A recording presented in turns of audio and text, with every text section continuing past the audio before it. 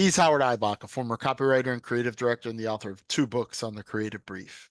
And he's Henry Gomez, an ad agency strategist with 28 years of experience. Together, Henry and I are the Brief Brothers. We love talking about advertising, creative briefs, and briefing. And today we're going to talk about a new topic. Our guest is Lonnie Elliott. He's a lead copywriter at Meta, and he is the founder of a website called manifestowriting.com. We're going to talk about brand and advertising manifestos. Let's join the conversation. All right, Henry, we're back with another episode. We're graced by the presence of Lonnie Elliott. Lonnie is coming in to us today from Seattle. And he is, I'll let him describe it a little bit more detail than I am, but he is a contract lead copywriter with Meta and a personal buddy of Mark Zuckerberg. They hang out all the time. He's the guy who suggested that Mark should, grow out his hair. He'll tell us more about that. But anyway, Lonnie, thank you for joining Henry and me on the Brief Brothers. We're delighted to have you. It's a pleasure. Thank you, guys. Now, one of the reasons we want to talk to you, and so I'm going to give our viewers a little hint of what's coming, is that I discovered you and we connected on LinkedIn because you've been posting a lot of really fascinating stuff on a topic that I know a little bit about, and our viewers may know, but we want to make sure that we're clear on this. You have a passion for something called brand mantras. And I really want to get into this and talk about what they are, and you're going to show us some examples of that. And I know that some of our previous guests have talked about creating mantras of their own, which I think are different from what you're talking about. It's a familiar word, but you have a unique take on this. And it's a cool concept, and a lot of brands are doing this. First, Henry and I want to find out a little bit more about you and your path to advertising before we get into this thing called brand mantras. So if you would indulge us, Lonnie, how did you get your start? Yeah, it's a great question. I never planned to be a writer growing up. I never planned to be a writer going to college. I went to college for engineering, and on the first day of my when they told to write down your major, they said you could change it later, doesn't matter what it is, just write down whatever you're thinking. And I love bridges, I love structural engineering. I really wanted to do that in my life. And I was flipping through the catalog, and I was like, that's a lot of math, I like math, but I didn't know if I wanted to do it for 4 years straight. And so on a whim, I picked philosophy, and it's not the school you go to for philosophy, and it wasn't a great school for that. But although I really enjoyed the classes, and I ended up getting a degree in it. But throughout that process, I also added in a communications degree as well that had an emphasis in advertising. And so I say all of that because I actually failed my entry-level writing exam into this school. Which not a lot of people did. And so I was in remedial writing. I did a lot of stuff like that. I didn't care about writing. I wasn't interested in it. And then, through the course of taking these philosophy classes and these communication classes, 2 classes kind of stood out as kind of the seminal ones that pointed me toward my eventual career. And one of them was playwriting, which I took just because it sounded like fun. It took place in a theater. And I was like, well, I want to go take a class in a theater. And so I went there, and I had no idea what to expect. And I started writing plays, and I loved this idea of writing for an audience. I love the idea of you're not just writing a term paper and it goes away and it goes in a cabinet, but you're writing something that is being seen. And you're writing something that's being heard and responded to. And so at the end of that class, there was a one-act play festival that was being held by the university. And one of my plays got picked as one of the 4 that was presented, and it was produced, and it went up there, and people paid tickets and they came to watch it.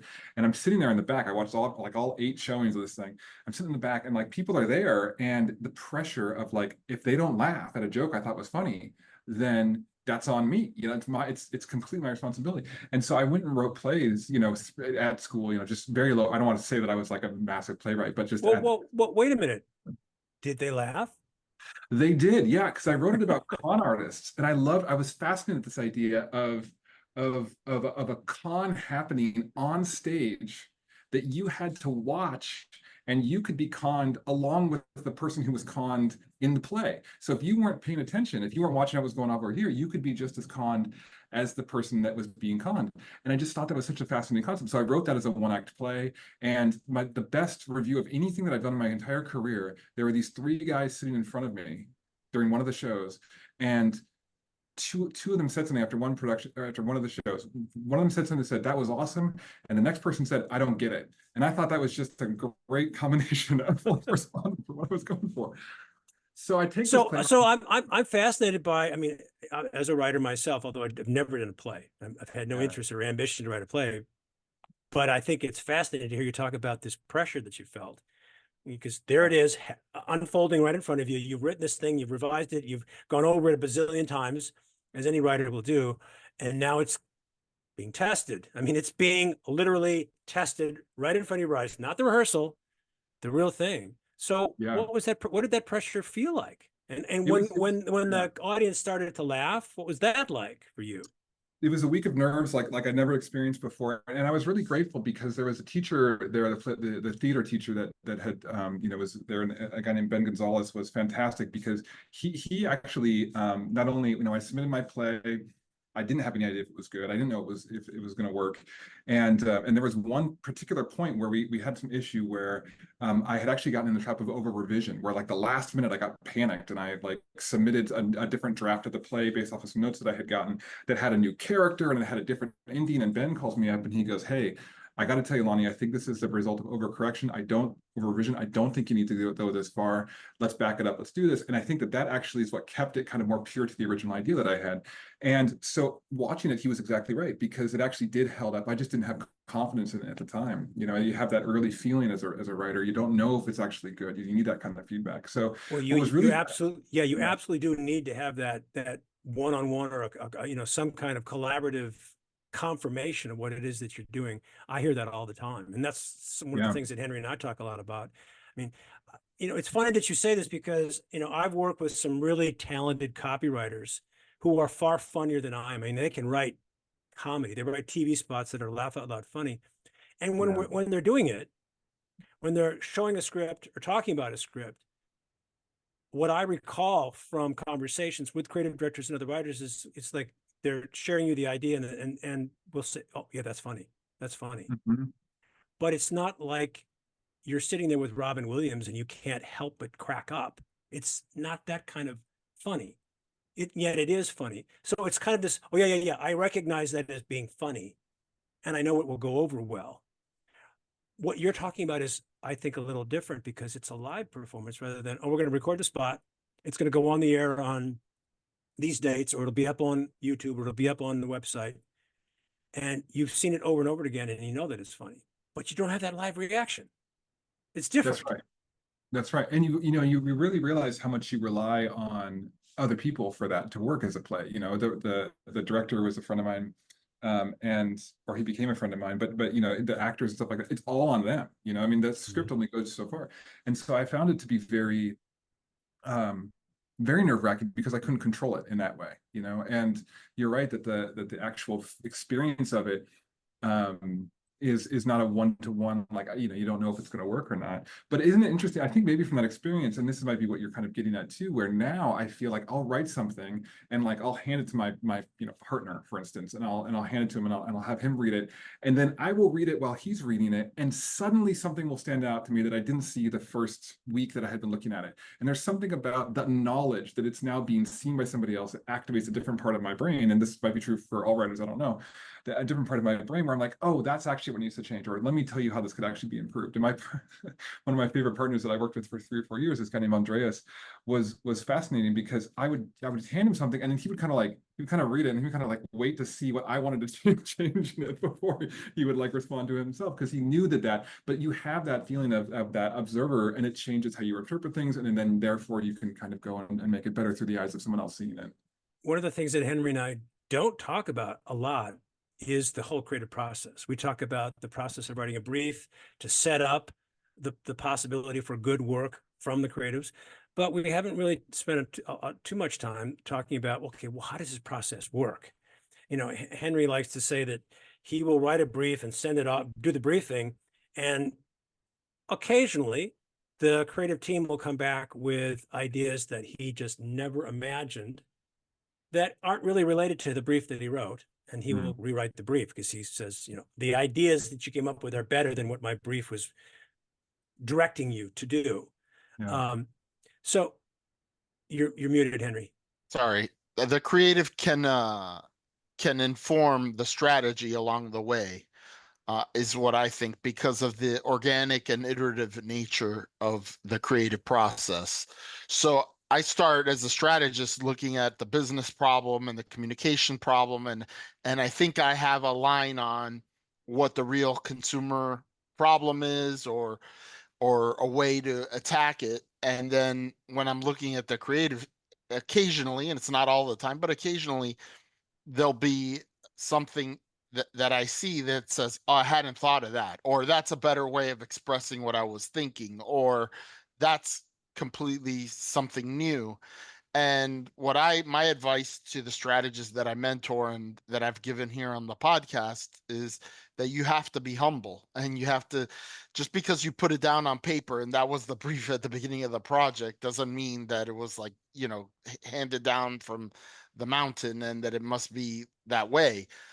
You have to be honest enough to recognize when something is better than what you were actually thinking. So that's my take on it. But you're right, Howard. We don't talk a lot about like the nuts and bolts of the actual ideation, idea creation. And it's a fascinating area. And I think maybe, Lonnie, you've really, in a microcosm, described what that is. It's different from what Henry does. But like I said, in that instant, when you're either sharing an early draft of a scene or some dialogue between two characters, and you're watching your partner react to what you've written, all of a sudden you do see it or hear it in your head differently than the way it is on the page. And in a sense, that's a microcosm of what Henry's describing when he sends his brief off into the world, and it comes back with something that he just entirely did not expect. So this process of working with your partner to fine tune your scenes that all come together and build into a play. When did you decide that the time was ripe to transition, or to maybe try something that was not quite so nerve-wracking for you, and advertising became the opportunity? When did that happen? Yeah, it's a great point. What I ended up doing was, while I was at school, I also, the second class, I guess this is a great transition to that. The second class that I took was an advertising class, because I was getting a general advertising degree, I suppose, but I took my first copywriting class, and it was before I had even known what copywriting was. I had read through this class Luke Sullivan's book, Hey Whipple, and I was fascinated by that book, not because of what he was saying or the advice that he was giving, although it was, of course, sound and very good. But I just loved the way that he wrote the book. He wrote the book in a casual way, the way that you would imagine a copywriter to write a book. But I had never read a book about that. I mean, I was reading philosophy books, and not even very well. Like I wouldn't even consider myself an expert in philosophy. But that's what I was kind of reading coming into this, and so then I get to Luke Sullivan's book after trying to read Kant or something, and it's just conversational, and it's familiar, and there's fragments everywhere, and it's casual language, and I don't know if he swore or not, but he might as well have, with how much it felt like you were just talking to him. I don't know if Luke swears, but but that kind of idea. And that's what really made the idea of being a copywriter interesting to me, because I never thought that you could write like that. I never knew you could write a book like that. I never read one like that before. And so that's what turned me onto this path of advertising. But surprisingly, I actually went into production. I became a producer after grad school, after college. I mean, not to go down that path very far, but I was really interested in production. But while I was in that advertising class, the kind of main advertising teacher at the time was this guy named Dan Pedic, and he said, if you ever want to pursue copywriting, this ever is a thing, he's like, go to the ad center, and which was now called the brand center, but at the time it was called the ad center. He's like, go there, they'll teach you how to do it. And so a couple of years later, after I had been a producer for a little bit, I had wanted to do something creative. I wanted to do something different, and so I applied to the brand center, and talked about my playwriting history. I talked about stuff like that, and I just let it go to fate was my thought. I was like, I don't know. I had I was unemployed at the time after being a producer. I had faded out of that job, and I was like, I'm just gonna let it go to fate. It's like if this works, then I'm going to be a copywriter. If it doesn't, maybe I'll apply. I was going to apply to the Trinity College in Dublin for playwriting. That was going to be my backup, safety. And I was like, Remind our viewers, where's the Brand Center located? Brand Center is in Richmond, Virginia, and it's attached Right. to Virginia Commonwealth University. Yeah. And so I applied there, and it's not an easy process to apply to. And it was a very long application, and they don't require a GRE, but they do require, might as well require a DNA sample. I mean, everything. It was such a long thing. You have to, and if anybody is interested in copywriting, just go check out whatever the current VCU Brand Center application is, and just see if those things are interesting for you, because they're different for every discipline. The art direction one is different from the strategy one. And so you had to tell a story, you had to tell a joke, you had to talk about cultural things, you had to go into all of these pieces, all of these things. And I went, and I was obsessed with that application. I was so interested in it, and it took, like, I submitted it, and I got rejected, but they sent notes and said, hey, if you provide more work, maybe we'll let you in. And so I submitted that, and I got rejected again. This was all in the same summer. I got rejected again. They said, if you provide more. And Mark Fensky was there. He was sending me notes, and he was saying, like, hey, this, you need to submit more work. And I did that, obsessively, until at the end of that couple of months process, they said, all right, you're in. We'll see you in August. And I got in my car across the country, and I've been a copywriter ever since. It's similar, Henry, to the conversation we had, and I'm forgetting their names now, but they were actually students at Mark Lewis's School of Communication Arts in London. Sometimes most of the time we speak to young people who have just recently finished the program, but this time they were still a few weeks away from graduation. And they both described what the process was like to get in. And it reminds me very much of what you were describing. One of them brought a trumpet to the audition, and she had never played a trumpet before. She was not a musician, right? But she made noise. She was able to make some noise. And she wasn't embarrassed to do it, I think, was the lesson. Yeah, she just said, I'm going to go for it. And I think one of the young ladies said that she had to do stand-up comedy, like you were talking about yourself. And I think it speaks to the way these programs are looking to your thought process, to your take on the world. It's not so much what you can produce. It's like, okay, we're going to put you in this impossible or challenging or embarrassing situation. How do you react? And this prepares you for, just about anything. Yeah, that's absolutely the experience I had at VCU. I think Mark Fensky was someone who, he was one of the creative teachers there. If people don't know, he was a copywriter by trade, and has gone on to do really amazing things in the business as a creative leader. But he said something. He said, like, look, we only have 2 years, and I don't have time. And I should say, having been Mark Fensky's student, this was my understanding of what he said. This might not have been literally what he said, but he said something like, we don't have time to do this and be really nice at the same time. Like, we don't have time to do this, and so it's like, it's gonna be hard, because your skin needs to be leathery by the time you come out here, because the business is hard.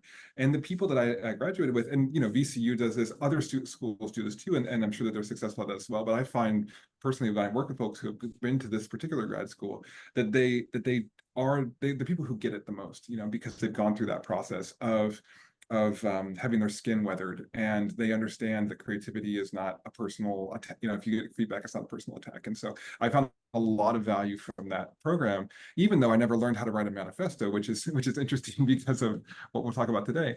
I did learn, I think, one of the more important things, which was to go from failure to failure without losing enthusiasm. Say that again. That's really good. Going from failure to failure without losing enthusiasm. I love that. Yeah, that came from, I don't know who said that originally. That was something I read at one point, but I've thought about that a lot as to what Brand Center really taught you, and what's something that's happened ever since, which is like, okay, you're going to get 1,000 notes, but the 1,001 version might be the one that ships.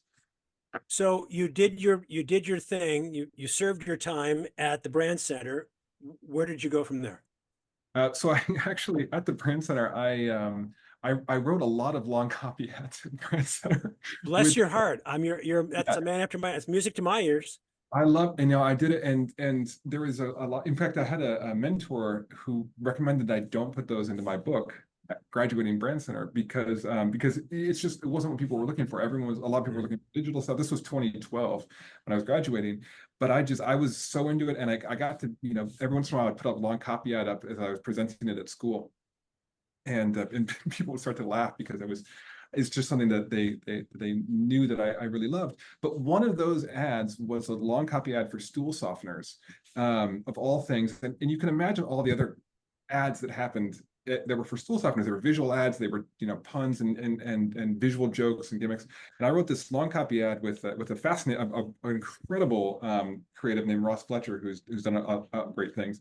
He was the art director on it, and it was, picture a page, no visual, 1,000 words on this page, and the headline said, "If you finish this ad in one sitting, consider giving us a call." And that particular ad was one Howard Gossage would love you. Howard Gossage would love you for that. That was my favorite. I was so excited about that ad, and so glad that Ross supported it in terms of laying it out, because it was a risk for the assignment. And so that ad was one that I discussed with at the recruiter fair, because at the end of VCU, there's the recruiter fair, and there's people who come from the industry, which is actually one of the reasons why a lot of people go, because they have these contacts with people. And so, we talked with people from all over, and one of them was from Media Arts Lab in LA, the TBWA Media Arts Lab, who work on they do a lot of the work for Apple. And I was talking about it with the recruiter, this guy Greg, and he was looking for people like me, and who eventually became my partner at the time, Ren Toner, people who, like, somebody who loved writing, which my partner was an art director, but who loved writing. He just wanted somebody who loved words, who loved language, who loved stuff like that too. And so I don't know if it was that ad specifically, although I know I discussed it with him, but he was very much looking for someone who loved that, and I was very grateful that he appreciated that in what I was doing. So to answer your question in the longest way possible, I went to Media Arts Lab and worked for a while, which is interesting because in 3.5 years of working on Apple at TBWA Media Arts Lab, I didn't produce a single thing that had writing in the spot. Really? Except for, almost everything that I did was all visual. They were all these long, they were, what are they called, montages. They were montage pieces, or they were visual pieces, just because that was what the business had become at that point. And there were other folks who were doing other things, but everything I happened to work on was all visual. But as you guys know, what's behind a lot of visual work at places like Apple and stuff like that is a lot of writing. So we write the scripts, we would write the manifestos that sold the ideas, we would write the idea sides and all those kind of things, like the scenes and all that. And so I worked there for 3.5 years. That was my first stop out of grad school. And then what happened after Media Arts Lab? So I worked at Media Arts Lab for 3.5 years, and then a person who had worked at Media Arts Lab with me, actually two of them, not with me, but I worked for, because I was a junior. When I started, was two guys. One was named Scott Tratner, and another was named Chris Trumbull, and they had both gone to work at Facebook and the internal studio at Facebook, which at the time was called The Factory. And Scott Tratner had, I believe, and I don't want to misrepresent it because I wasn't there, but I believe that he, along with others, had built up that internal studio into a place where they were doing all of the creative work for Facebook, the brand. So it wasn't like they were working on target ads on Facebook, they were making ads for Facebook. And so I was in touch with them, and I was very grateful for my time working for them at Media Arts Lab. And they said, "Hey, do you want to come, at least come check a look and see if you want to work at Facebook?" And I said, no, I don't want to, I didn't use Facebook at the time, so I didn't really know much about the product.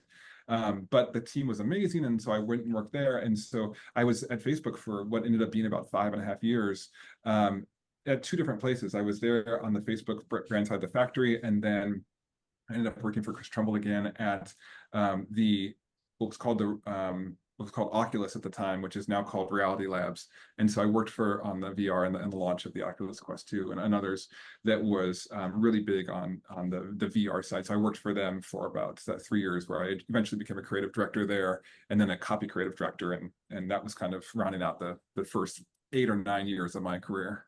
And is that pretty much bringing us to where you are now? That's right. Yeah. So I left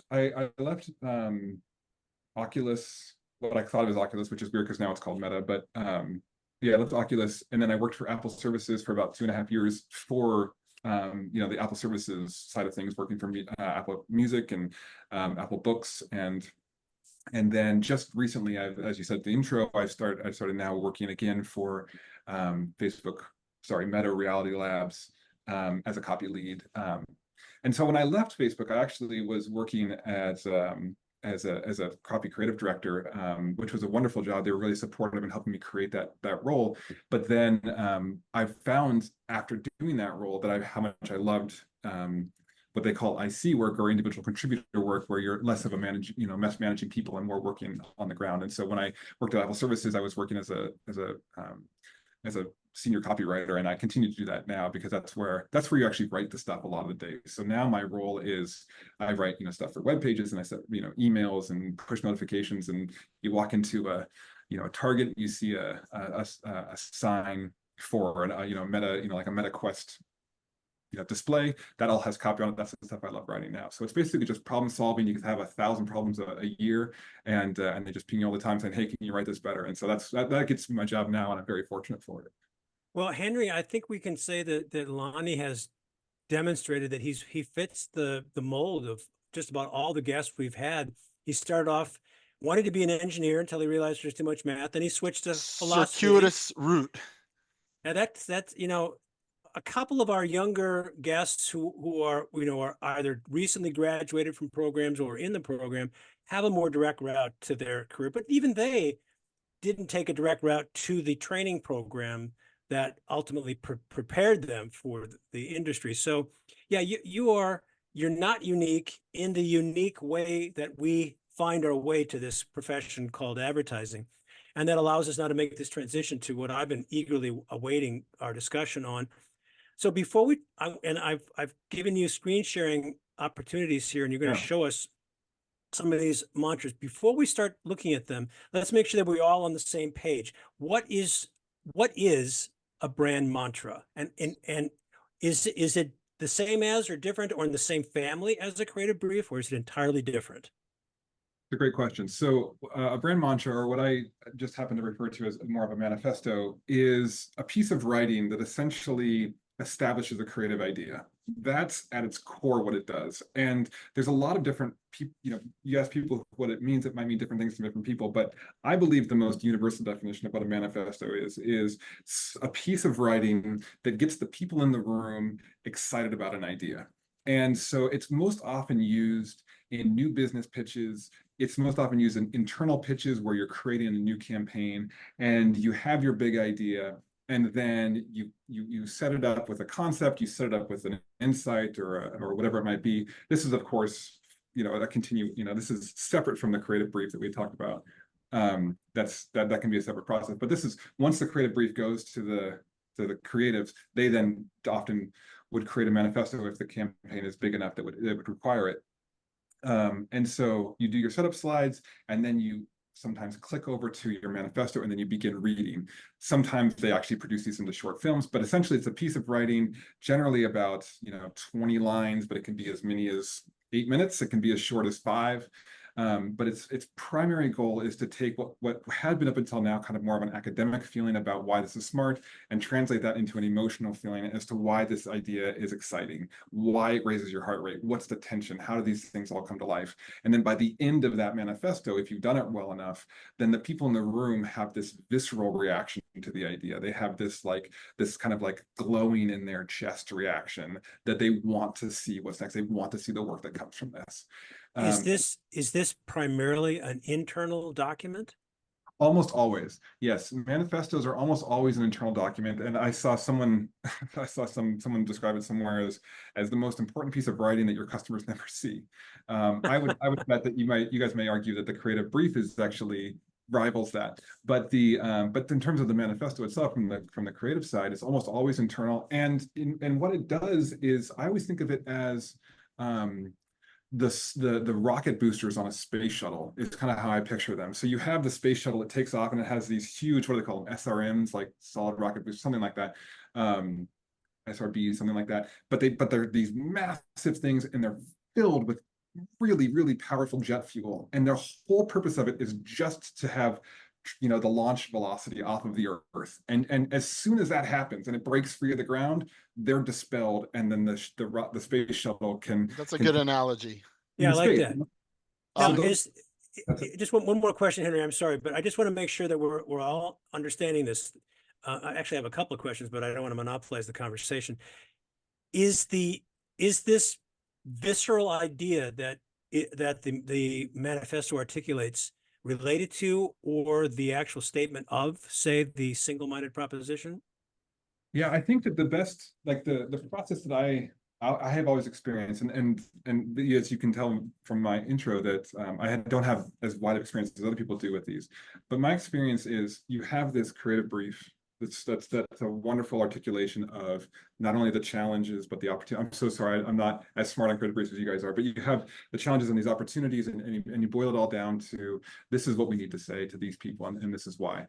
And oftentimes in the creative brief, I've actually reached out to a lot of people who are strategists, and there is an element of manifestos as often part of really good briefs. It's not, I don't think they would necessarily consider it a manifesto, but it's interesting how often creative strategists, for instance, need to have a manifesto um, like I don't want to say the word conveying, which is not really a word, but like saying of the brief to the creatives, because they have to inspire the creatives, with something. And so that requires focused thinking and emotional thinking. But I think that they would consider that more as like the strategy, or more of the, the overall argument. So Yeah.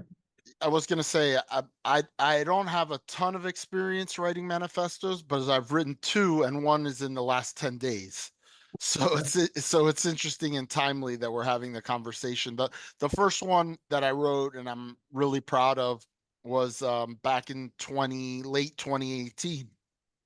Our agency was in a little bit of turmoil. We were looking to kind of relaunch the brand. We're a 50-year-old agency, and we had been independent for most of that time, and then we had been bought by WPP. There had been some turnover and some turmoil, and I had just been promoted to head the strategy department from my role prior, which was as a strategy director. And so I began working on the brand strategy for the agency, and it was interesting that the first line of the manifesto, I was inspired by, we had a conference room called the library, which is a room that was furnished to look like a old-fashioned library with leather chairs, books on the wall, and it had one of those one of the walls was glass that would kind of lead out to the main corridor, and it had that, they have that frost, the things etched, and it had this line that said, "A woman was never expected to give birth to an agency," and because we were founded by a woman.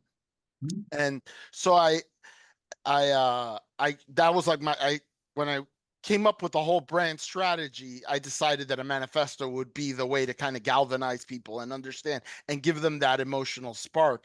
And I started with that line, "Woman wasn't expected to give birth to an agency, but this is the agency she birthed," and there's a whole several lines culminating with essentially what is the unique selling proposition of the agency.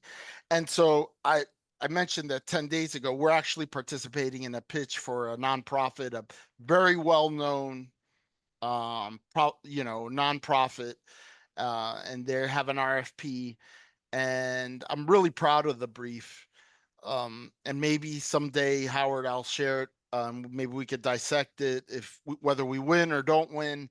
But I got the idea to do a manifesto, and I was really happy with that too. So I see the utility in a briefing for having a manifesto. If you're a Yeah. good writer and Yeah. you're so inspired, I think that it can definitely help. And uh, perhaps, you're accustomed to seeing briefs that might be a little drier or a little more mechanical. What we talk about here is like really how to write an inspired creative brief and an inspiring creative brief. And so um it and one of the themes that we echo a lot is that writing briefs is writing. It's copywriting. Your audience is the agency creatives. And so you have to challenge, you have to be creative in order to get the attention of agency creatives. Otherwise, they're going to look at it like, any other form that they're put in front of them. They're just going to ball it up and throw it in the trash and go off on their merry way. So I think if you have an inspired, unique selling proposition, a really well-written manifesto can definitely bring it to life. How old is this a recent phenomenon? Have they been around? How long have they been around, Lonnie? Manifestos have been around, I think, in their current form, being used to actually sell creative work or to inspire creative work.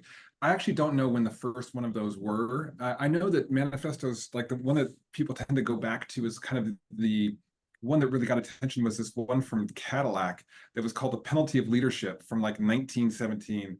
And it was this ad that they ran in the Sunday Evening Post, I think, once. And it like it's, I don't know if it saved the company or what, but it was basically Cadillac was in the lead, and it was this huge piece of writing that was just talking about, look, if you're in the lead, you're going to get attacked from all these different like people, and it was just this beautiful piece of writing. And people have asked for reprints. Like someone, there's an athlete somewhere that had that reprinted and put into, and so there's like it goes back as far as that, of like, here is a very persuasive piece of writing that really encapsulates an idea. Yeah. When they started being used to actually like sell work, I'm not quite sure, but I know that like things like TBWA and Wyden Kennedy are famous for their ability, or I say TBWA, that probably is also started with Chiat Day. Famous for their ability to write great manifestos.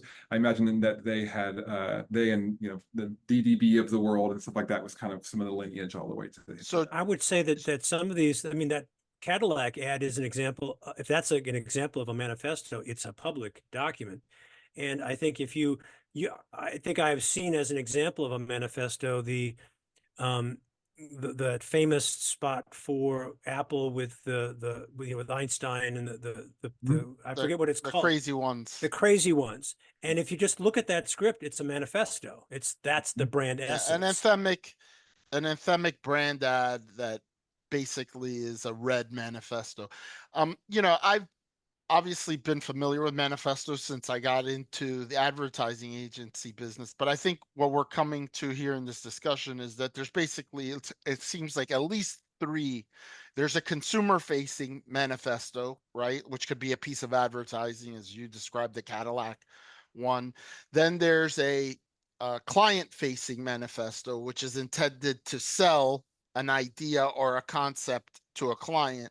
And then I think there's what I was referring to, like a strategic manifesto intended to sell an idea internally to the creative teams and get them excited. The first case I mentioned was an internal, employee facing. In that sense, you could say is kind of like an advert, but the audience was the internal audience of the agency, and our stakeholders. But the other one, the only audience that's ever going to see it is the creative. So I think the point is a really thoughtful, emotion evoking piece of writing can be very useful to sell ideas in a variety of contexts. Yeah, Why don't we use that as a transition or a segue so you can show us a couple of examples, Lonnie?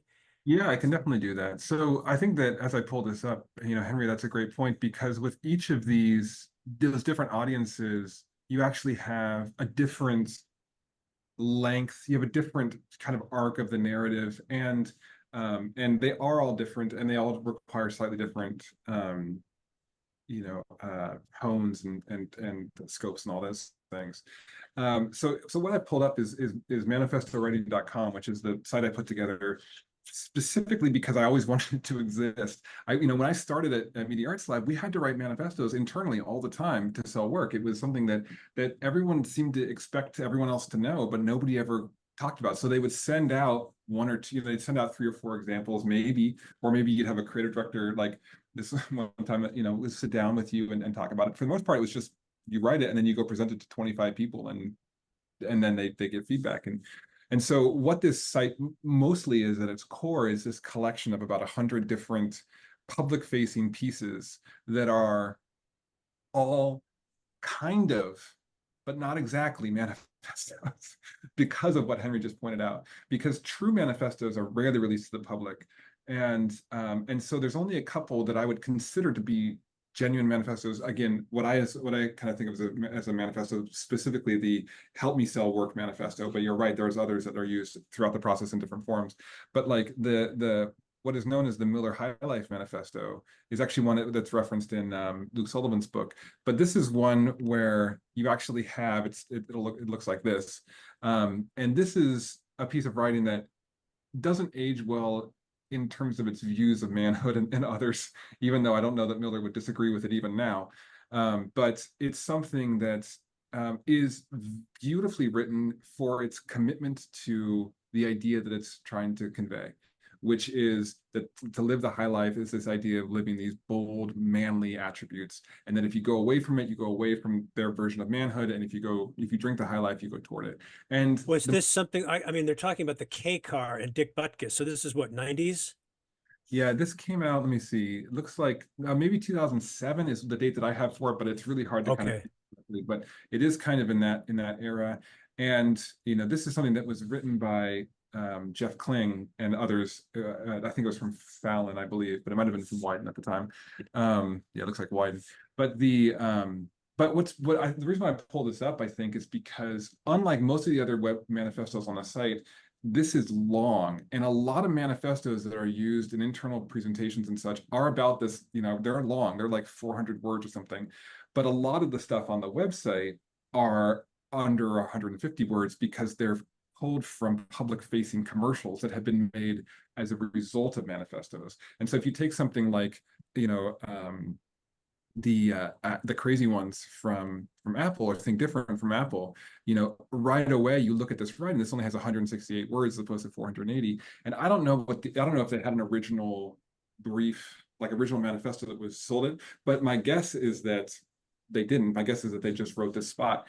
But if this had been a thing that had been pitched now, the actual manifesto that would have been pitched would have been much longer than this, I believe. Not always, but often it is. And then that is then used to create an anthem, like Henry called it, like an anthem spot or a long spot. And so that could be something that's a minute. I think if Sir John Haggerty were sitting with us today, and I say that out loud in the hope that he will one day, he would look at that crazy ones, and the last two words in that were "think different," and he would say, "Put that up on the wall with a picture of, I don't know, something from Apple above or below it," and then he would ask himself, "Is that a good ad?" And if he answered yes, he'd say, "I got myself a brief, and now my job as the creative is to make it better or do something better than that." Now that's kind of hard to beat, because that became the iconic line, those two words, whenever that was launched in the late 90s, I guess.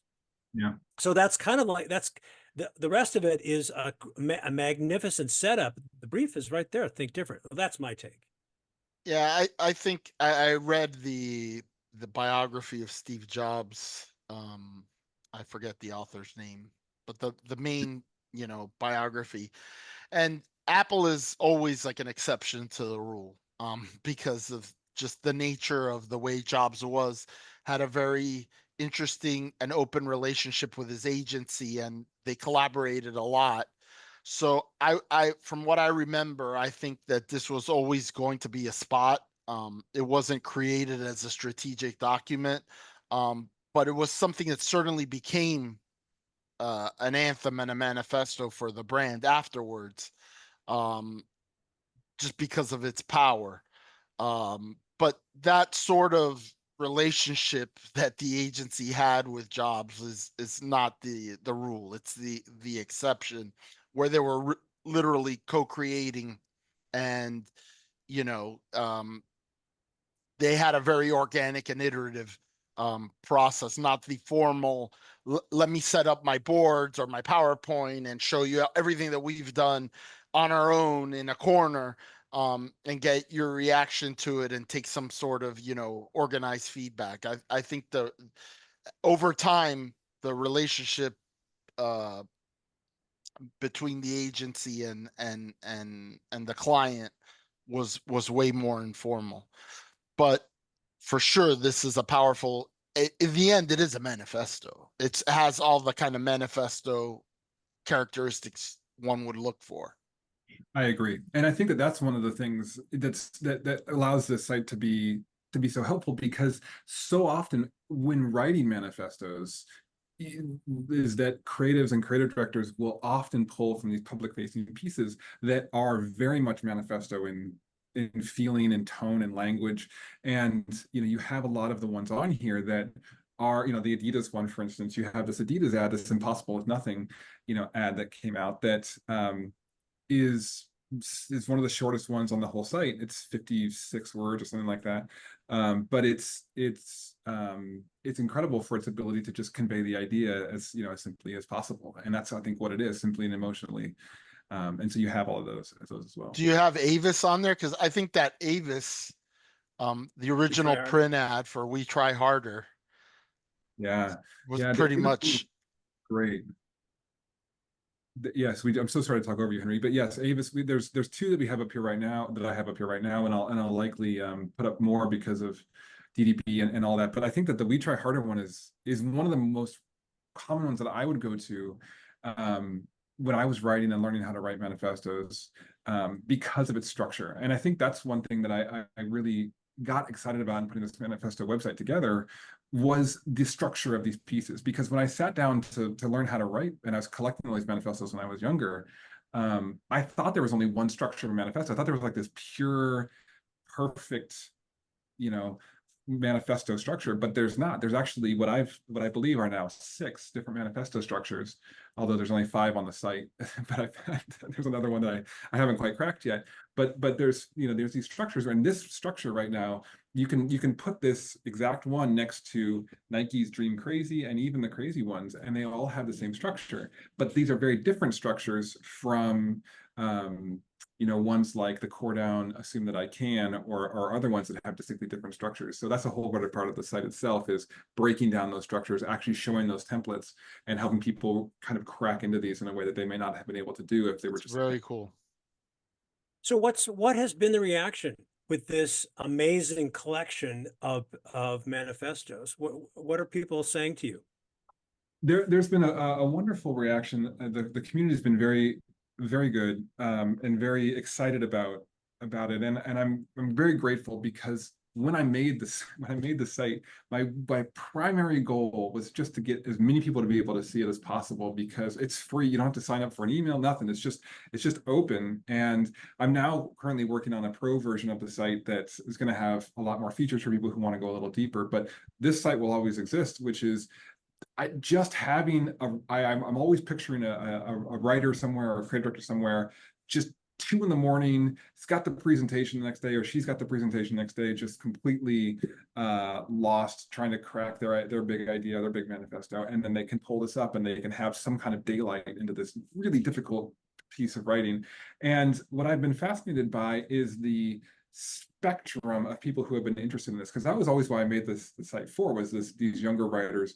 But I've gotten reached out to by creative directors and people who are like at the top. Some of the biggest supporters at the site now are people who are CCOs at agencies, and creative leaders of some of the biggest agencies in the world. Simply because they themselves also work with this stuff all the time. They're working on briefs. They're working on writing. They get asked all the time, "Hey, do you have any resources for this?" And then they're able to send them something now and say, "Hey, go check out this website." And people have been very, very excited about it. And I think it was something that was just. I always thought it was something that was waiting to exist, that hadn't been created yet, because we deal with them so often, that I kept, like I said, waiting for it to show up. I thought someone was going to make it in the last 15 years. I never intended to set out to do it. It just got to the point where I was referencing my own files as often as people seem to now reference the site. And so it's just been a huge response. So are you ready for a can of worms to get opened? Let's do it. AI. And so large language models, your site is public, probably has been absorbed into large language models. Um, Here at the Brief Brothers, I don't think we're opposed to AI. I think it could be very useful to save time in a lot of cases. And I could see a use case for asking something like ChatGPT or whatever large language learning model you're using to kind of try to write manifest, like give it certain inputs and ask it to write manifestos in different styles. And then you as the author kind of re-editing that, repackaging, taking a line here, taking a line from one version that it gave you and adding it to another line. Like ultimately the human is still in control of Mhm. the output, but I could see how it could be useful. And again, you if you ask ChatGPT to write an advertising manifesto or a brand manifesto, it's going to go to it where it has memory of having seen them. And a Yeah. site like yours and similar ones, right? Because these things, what you have is a curated, right, all in one place. But these words assembled together exist on other places on the internet, right? They do. So I just think it's interesting, that I don't think we can get by finishing an episode these days without talking about AI, but I think there's a definite AI implications here. Um, because again, if it's 3 in the morning and you need to write something inspirational, it's an outside input that you can take in. And then I'm not saying copy and paste directly what ChatGPT gives you, but it can be a good like starting. You never know where the inspiration's going to come from. Like I said, for me on the agency one, it was a line somebody had written and had etched into the glass on the wall of the conference room, never intended to be inspiration for a manifesto, but it ended up. And 6 years later, that manifest, every single employee that gets hired at our agency gets onboarded and is given all our history and then read that manifesto passionately.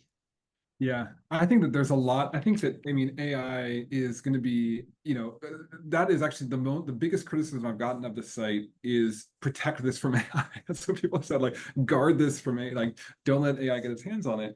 And I think that my thoughts Too on it, late. yeah, yeah, too late. But my thoughts on it are a couple of things. I think first of all, the pace at which AI is going to be able to write a great manifesto is going to be longer than it's going to be able to write great other things. And of course, it'll get there. It's probably going to get there faster than any of us can imagine. I think where it's currently at is that you, like you said, you really need that human component. So even if you get AI to write something interesting that could be used for manifesto, I've worked with it a little bit, and I haven't seen it create anything close to what we would all consider to be a good manifesto. And I can give you an example. Like, if you look at this Avis, when we talked about the We Try Harder one, you have these lines like great manifestos. I think this is not something that I've like put into the site, etc. But I just personally believe that great manifestos are simple and they're also specific, which is if they're clever or smart, that's kind of a benefit of it. But simplicity and specificity are very hard, I think, for AI to create. So if you have something like, in this manifesto, there's this line. It says, to start you outright with a new car, like a lively super torque Ford and a pleasant smile. To know, say, where you get a good pastrami sandwich in Duluth. I don't know if AI is going to be able to write the good pastrami sandwiches in Duluth lines. At the best that it can do would be derivative. It might be clever and say to where to find a chicken salad sandwich in Philly. It'll just Exactly. be derivative. And this Right. is the problem that we face when you're working with a Boolean logic tool trying to act human. It can't. It's just not possible. And that's At where least we not come yet, in. you But know. the problem is always going to be there are going to be people like that lawyer who made the news by asking ChatGPT to write a legal brief from scratch and didn't bother to read what the thing had written, and he submitted it to the judge. It's amazing that the judge caught him. Said these cases have been made up. Hmm. He wasn't penalized for doing that, which is remarkable. So it's always going to require that human element to say, yeah, I can take this line or I can take that line. But it's just not possible to do what a creative brief is designed to do, or a brand manifesto. It's, you know, the one definition of a creative brief that I love, and Henry and I have talked about this before, is the emotional translation of the strategy, of the communication strategy. I mean, it's a nice little summary of what it is it's meant to do. A Boolean logical tool can't do that. It iterates, it gets close, it can gives you options, but you ultimately have to decide, is that real or is that just bad? Just bad. Well, I think that, yeah, I think that's accurate. And a lot of this goes far beyond my knowledge of how computers work. But I think that there is to be honest, I think the way that I kind of think about it is, this might be an unpopular opinion, but I think about it We as, welcome unpopular opinions. all right, well, I think of it as, who cares? Is kind of how I picture it with AI, because let's say you have a writer somewhere and he's using AI and he writes a manifesto. Okay, that's no different to me as another writer without AI writing a manifesto, in that manifesto might be great, and so I think of it as, in the same way that he might be using a different knowledge set in his own mind. If you have someone who knows poetry, or you have someone who knows rap lyrics, or you have someone who knows Broadway musicals or presidential speeches, all of these things can inform you in a way that would help you write something in a unique way. And so, like, I will use AI for tasks more than actual writing. I'll have it, give me, inspirations of word lists or those kind of things. I haven't been able to find an effective way to use it to make great manifestos. But even if I could, we're all going to have competitions for things out there in the future. I've always thought about it as, the most important thing is that you can create something interesting that from yourself that you can make, And so you look at this, and I think this we've, for those who've been listening to this rather than seeing it, we have this big library of manifestos open in front of us. And you look at all these, and it's amazing how different they all are. Krispy Kreme they had this print ad called "Donuts Are Bad for You," and the whole thing is about moderation, right? It basically takes the case that donuts are bad for you. So is all these other things. It goes way over the top, and it says, look, donuts are bad for you, and they're delicious, which is why you should eat a few of them, and not all of them, but you should definitely eat a few of them. I don't know how AI would create that, but I also don't know how the writers themselves wrote that, because it was written before AI. And so I'm just, well, I think the way this works is, this is out there, and you would say, write as if you had just write in the same tone as the Krispy Kreme manifesto that is on manifestowriting.com. Now write a new manifesto for fill in the blank. But here's the thing. And see what happens. I mean, it may be good, it may be awful. But that's how you start. Here's the thing, though. I think that, for example, if you could put the Krispy Kreme one back up. Yeah. I'll bring up the I think what makes it good isn't just the writing, it's the point of view. That's right. And somebody had to have come up with that point of view, which is, what? Everybody's talking about nutrition. Everybody's trying to be fit. We sell a sugary sweet that's bad for you. We can either ignore it, pretend it doesn't exist, or we can acknowledge it and kind of jujitsu it, right? And own it, right? We're going to say, yeah, you shouldn't eat boxes and boxes of donuts, but there's a lot of things that are bad for you that you enjoy, like rock music, too loud, and things like that. And so the point of view is that this is a temporary pleasure that you should occasionally indulge in. And so somebody had to come up with that point of view. Sure, ChatGPT could come up with a dozen or 100 or 1,000 different points of view, but somebody has to qualitatively evaluate and say what's right for this situation that the client finds itself in. And all of these manifestos, in a way, are an answer to some sort of marketing challenge or communication 100%. challenge.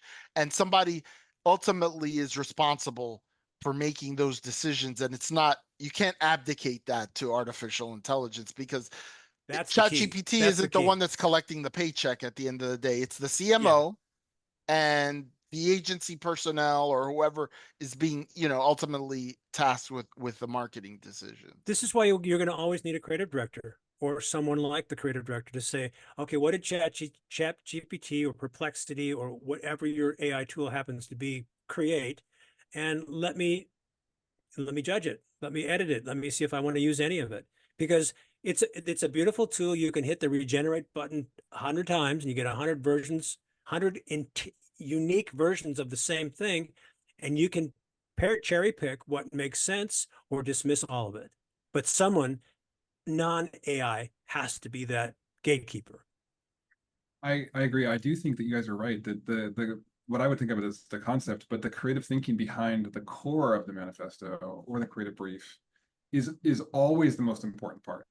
And some of the simplest manifestos that I have on the site, and I'm sure I have not yet dug into the creative brief archive that you guys have, although I'm really interested to browse through that. But the core of it is a great concept. And some of the manifestos, what I think of manifestos on the site, actually don't have any words, just because they're ones that I think of as like the PNG mom spot is one that is something that isn't necessarily words, but it's referenced all the time when you think about manifestos because of it might as well have words because of how well it's done.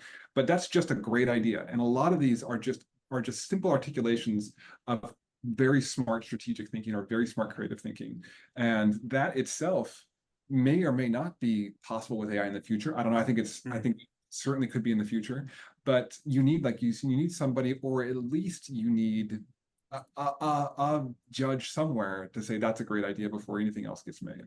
Yeah. And So your site is manifestowriting.com, right? that's right. So you mentioned that you were working on another version of this website. Did I catch that? Yeah, I'm working on a pro version of the website now that has, like right now, the archive that I always wanted to create that was free was, here's all the spots, here's all the originals, here's the word counts, here's the agencies. That's all there. It also has, tens of thousands of words of articles that I've written about the structure of it or the purpose of it or all these things that kind of help people write it. But I've found that people are, and myself included, are also looking for other outside inspirations than just manifestos to help inform them based off this exact conversation that we're having. And so what I'm thinking of is the pro version of the sites that I'll be launching in the next couple of months will have an archive of speeches. It'll have an archive of poetry. It'll have an archive of long copy ads. It'll have an archive of direct response ads, taglines, and all these things. And it'll also go through the manifestos themselves and have breakdowns of like, hey, here's how this manifesto works. Here's how every manifesto works within its structure. Here's how every manifesto, and over time we'll have a line by line breakdown of like, me going through. When you say pro version, are you saying there'll be a paywall? It'll be a paid, yeah, and that's not for everyone. Not everyone's going to be interested in that, but I know that for people who want to go deeper, who want more, exploring to take it to that level, they can have that stuff. But it's not going to be something that's going to jump on the manifesto side because I always want that to be.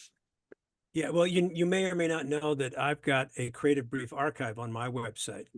It's not as robust as your manifesto yet, but I'm going to be uploading another 20 or so briefs in the next couple of days, and I think we'll crack the total of 100 finished briefs. So it's still small, but it's like your manifestowriting.com. It is an ambitious, it's a plan for something bigger. And as far as I'm concerned, I would love to link your site to my site, the free one, because mine is like mine is free as well. The only thing it costs you is your name and an email address, and that means that I'm going to send you an email once a month. It's fair warning, which you can always opt out of. But other than that, there's no fee or no subscription. Because I think while they're not the same thing, and we've discussed that and made that clear, they're related and they're part of the same. I mean, I love the idea of speeches and long copy ads and things like that as part of the pro, but I think in terms of what kind of resources can we make available to our fellows in the industry, manifestos and briefs, they're absent except for what we have now. So I'd be open to that if that would make sense to you. Absolutely. I would love that. And I also am very excited to dive in myself. I actually noticed just, I think last week that you guys had put that up, and I'm very excited to take a look. And I'm very encouraged that these resources are becoming more available for people, because it's amazing how much, I mean, especially with the manifesto ones, all these things, this is how I learned it, because this is the people that everyone else made this stuff, you know, and so it's all of the, you know, the whole community, I feel like, can benefit from when these things are able to be created and free for other folks. And so I would love to.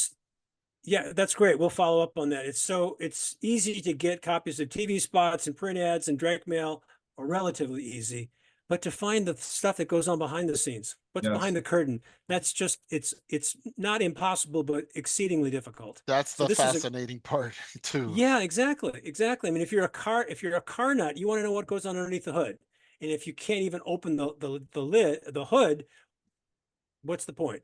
So Lonnie Elliott, founder, impetus behind manifestowriting.com, creative lead at Meta, and who's taken a circuitous but fun route throughout his career, like so many of us.